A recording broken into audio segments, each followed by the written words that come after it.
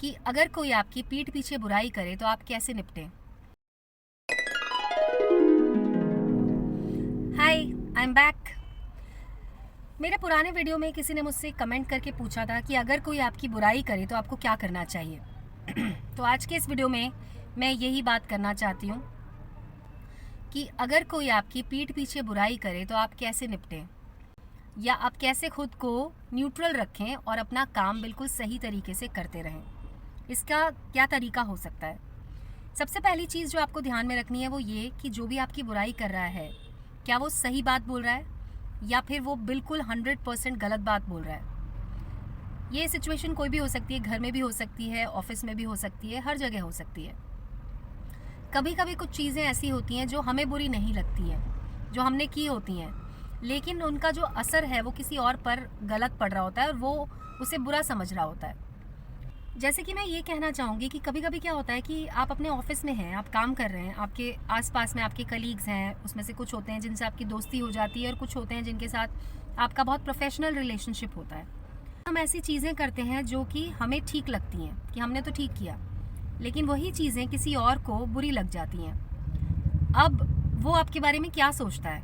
वो आपको एक ईगोइस्ट इंसान समझता है वो इंसान, या फिर वो ये समझता है कि आप बहुत एटीट्यूड में रहती हैं, या फिर उसको ऐसा लगता है कि आप अपने फ़ायदे के लिए कुछ भी कर सकती हैं। तो ऐसी कुछ धारणाएं होती हैं जो हम दूसरों के बारे में बनाते हैं और दूसरे हमारे बारे में बनाते हैं। क्योंकि ये जो दुनिया है, ये जहाँ पर हम रहते हैं, यहाँ पर जो इंसान है उनका सबका सोचने का तरीका बहुत अलग होता है, पर सबके अंदर एक चीज़ कॉमन होती है और वो ये मिसअंडरस्टैंड करना। मैं पर्सनल एक्सपीरियंस से ये बात कहना चाहूँगी कि 99.9% टाइम्स ऐसा होता है कि लोग एक दूसरे को मिसअंडरस्टैंड ज़रूर करते हैं, और वो इसलिए होता है क्योंकि हर सिचुएशन को देखने का नज़रिया सबका बिल्कुल अलग होता है। आप किसी सिचुएशन को कैसे देखते हैं वो आपका नज़रिया है, आपका बैकग्राउंड है, आपकी सोच है, आपकी परवरिश है, सब कुछ है उसमें। कोई और इस सिचुएशन को कैसे देख रहा है, वो उसकी परवरिश है या उसकी सोच है, या कैसे वो पूरे माहौल को जज कर रहा है, कैसे वो पूरी सिचुएशन को जज कर रहा है, वो उसकी सोच है। तो सबसे पहली बात तो ये है कि किसी भी चीज़ को हमें पर्सनली नहीं लेना चाहिए। अगर कोई हमारी बुराई कर रहा है तो हमें ये सोचना चाहिए कि ये उसकी सोच है, उसने उस सिचुएशन को वैसे एनालाइज किया है, तो इसीलिए हमें कभी भी उस चीज़ पे पर्सनली रिएक्ट नहीं करना चाहिए। अब ये तो हो गया रिएक्शन। अब दूसरी चीज़ ये आती है कि अब हम इसे सॉल्व कैसे करें। एक तरीका तो ये है कि अगर वो आपका दोस्त है या अगर आपकी उससे बातचीत होती है तो आप उससे बात करें और उससे बताएं कि वो आपके बारे में गलत सोच रहा है, वो आपके बारे में गलत राय बनाकर बैठा हुआ है। एक तरीके से आप इसे सॉल्व कर सकते हैं बातचीत के ज़रिए। जब आप किसी चीज़ को पर्सनली नहीं लेंगे तो आप उसमें बातचीत बिल्कुल न्यूट्रल तरीके से कर पाएंगे, उसमें इमोशनली इन्वॉल्व हुए बिना। लेकिन अगर आपने उसको पर्सनली ले लिया कि अच्छा इसने मेरी बुराई की है, अब मैं इसे बताती हूँ बुराई करते कैसे हैं, तो फिर आपने भी उसकी बुराई करनी शुरू कर दी और उसके बाद आप उसमें इमोशनली इतना इन्वॉल्व हो गए कि आपकी एनर्जी भी गई, सामने वाले की भी एनर्जी इन्वॉल्व हो रही है, एक दूसरे को हर मिनट पे ठनी हुई है कि मैं तुझे बताती हूँ और वो बताए कि मैं तुझे बताता हूँ या बताती हूँ। तो सबसे पहली चीज़, अगर आपने इमोशनली कट कर दिया उस चीज़ को अपने आप से, तो आप न्यूट्रल हो जाएंगे। फिर आप उसे रिएक्शंस नहीं देंगे। आपका मेन मोटिव हो जाएगा कि आप उस सिचुएशन को सॉल्व कैसे करें। आपने उस सिचुएशन को बहुत शांत तरीके से इमोशनली कट होके सॉल्व करना है। तीसरा तरीका ये है कि अगर आप उस इंसान से बात नहीं करते हैं, वो आपकी जान पहचान का नहीं है, बस रेंडमली कोई इंसान है जो कि आपकी बुराई कर रहा है, उससे आपका कुछ लेना देना नहीं है, उसकी बुराई करने से नहीं करने से आपको कोई फ़र्क नहीं पड़ेगा आपकी लाइफ में, तो आपको उसे वहीं पर छोड़ देना चाहिए। उसके बारे में ज़्यादा सोचना नहीं चाहिए। आपको सिंपल ये सोचना चाहिए कि सड़क पे चल रहे थे, किसी से थोड़ी कहा सुनी हो गई, बात ख़त्म। लेकिन अगर ऐसी सिचुएशन है कि सामने वाले के बात किए बिना या सामने वाले के रिएक्शन के बिना आपकी लाइफ रुकने वाली है, आपकी लाइफ में बहुत ज़्यादा प्रॉब्लम्स आने वाली हैं, तो मैं बस यही कहूँगी कि आप शांत तरीके से उससे बात करें, उसे बताएं कि उसने जो आपके बारे में राय बना ली है वो गलत है।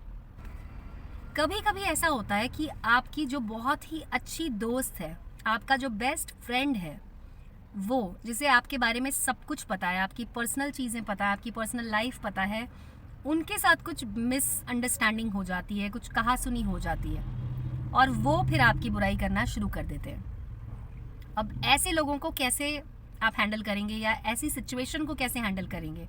जब सामने वाला आपका दोस्त है जो आपके बारे में एक-एक चीज़ जानता है, आप उसके बारे में एक-एक चीज़ जानते हैं और जब वो इंसान आपकी बुराई करने लग जाए बाहर निकल के या आपके सर्कल में जब वो बुराई करने लग जाए और आपको पता चले कि अरे आपके सबसे क्लोजेस्ट फ्रेंड ने आपके बारे में ये बात बोली है, तो आपको तो पता है कि उसे भी काफ़ी चीज़ें आपके बारे में पता हैं, लेकिन किसी एक गलती की वजह से या एक लड़ाई की वजह से वो अब आपके अगेंस्ट हो गया है। तो अब आप इस बात को कैसे सॉल्व करेंगे? मेरी राय है कि अगर इस तरह की सिचुएशन है, आपका कोई बेस्ट फ्रेंड है, पहली बात तो ये कि बेस्ट फ्रेंड जब दुश्मन बनते हैं तो उसे समझाना इम्पॉसिबल होता है, क्योंकि ये ऐसी सिचुएशन होती है जहाँ पर एक दूसरे का ईगो हर्ट हो जाता है। जो इंसान आपसे दुश्मनी ले रहा है, जो इंसान आपका दुश्मन बन गया है, इसका मतलब कि आपने कोई ऐसी हरकत की है जो उसे सच में बहुत ज़्यादा बुरी लगी है और उसे ऐसा फील हुआ है कि उसकी जो सेफ्टी है, उसकी जो सिक्योरिटी है, उसको आपने हर्ट किया है। तो ऐसी सिचुएशन में मुझे ऐसा लगता है कि आपको शांत तरीके से पहले तो उससे बात करनी चाहिए, उससे पूछना चाहिए कि आपकी ऐसी कौन सी बात थी जिसने उसे हर्ट कर दिया, और बिना इमोशनली इन्वॉल्व हुए फिर से मैं यही कहूँगी कि इमोशनली इन्वॉल्व हुए बिना आपको उसे बोलना होगा कि आप बदलने के लिए तैयार हैं, आप काम करने को तैयार हैं। अगर वो इस बात पे मानता है, अगर आपकी बात मानी जाती है तो फिर ठीक है, नहीं तो फिर आप उस रिलेशनशिप को एंड कर सकते हैं, उस दोस्ती को ख़त्म कीजिए, नमस्ते करिए और आगे बढ़िए। अपने आप को इमोशनली कट कीजिए पूरी तरह से उस इंसान से, ताकि आपको उसकी बातें बॉदर ना करें और उसे आपकी बातें बॉदर ना करें। एक दूसरे की लाइफ में इंटरफेयर करना कि हाँ मैंने तो बताया था ना, मैंने उसके बारे में बताया था ना, ये सब करने से आपकी खुद की एनर्जी वेस्ट होगी। तो मुझे ऐसा लगता है कि आपको शांत होकर सिचुएशन को हैंडल करना चाहिए और सिचुएशन ज़रूर हैंडल होगी। ऐसी दुनिया में कोई भी समस्या नहीं है जिसका कोई इलाज ना हो, जिसका कोई सोल्यूशन ना हो, अगर उसे शांत तरीके से बैठ के सुलझाया जाए तो। बस इंटेंशन होना चाहिए उसे सुलझाने का। अगर इंटेंशन ही नहीं है सुलझाने का, अगर उलझने का मन कर रहा है, मज़ा आ रहा है उलझने में, तो फिर तो कुछ नहीं हो सकता। ऑफिस में ऐसा हो रहा है कि ऑफिस में कोई आपकी बुराई कर रहा है और उसकी वजह से आपकी जॉब पे असर हो सकता है या आपको लगता है कि आपकी प्रमोशन पे असर हो सकता है। तो मैं बस यही कहना चाहूँगी कि आप अपना काम अच्छे से करिए, गॉसिप में इन्वॉल्व मत होइए, क्योंकि गॉसिप में इन्वॉल्व होने से क्या होगा, आपकी एनर्जी वेस्ट होगी, फिर आप अपना काम नहीं कर पाएंगे। अगर आप अच्छा काम भी करने वाले हैं तो भी उस चीज़ की असर की वजह से आपका अच्छा काम भी रुक जाएगा। तो सबसे पहले तो जिसने भी आपकी बुराई की है, आप ऐसा सोचिए कि आपने सुना ही नहीं कि आपकी किसी ने बुराई की है। आप अपना काम पूरे फोकस के साथ, अपनी शांति को बचाते हुए, कि आपका जो पीस ऑफ माइंड है वो भी बचा रहे, आप अपने काम पे फोकस कीजिए, अपना काम कीजिए। और अगर आपको लगता है एक्सट्रीम सिचुएशन हो रही है इस आदमी की वजह से, क्योंकि ये घूम घूम के बुराई कर रहा है, आपकी जॉब पे कुछ प्रॉब्लम आ सकती है या फिर आपकी इमेज पे प्रॉब्लम आ सकती है, तब आपको अपने सीनियर से बात करनी चाहिए, वो भी बिना इमोशनली इन्वॉल्व हुए।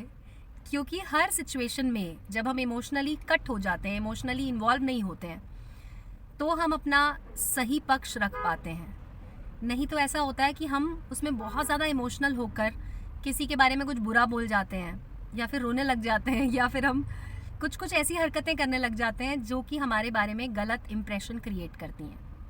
तो इसीलिए मैं हमेशा कहती हूँ कि जब भी इस तरह की कोई सिचुएशन आए तो सबसे पहले तो शांत हो जाइए, अपने आप को इमोशनली अलग कीजिए, पर्सनली मत लीजिए। उसके बाद जब आपका दिमाग बिल्कुल सही तरीके से काम कर रहा होगा, तब उस पर डिसीजन लीजिए।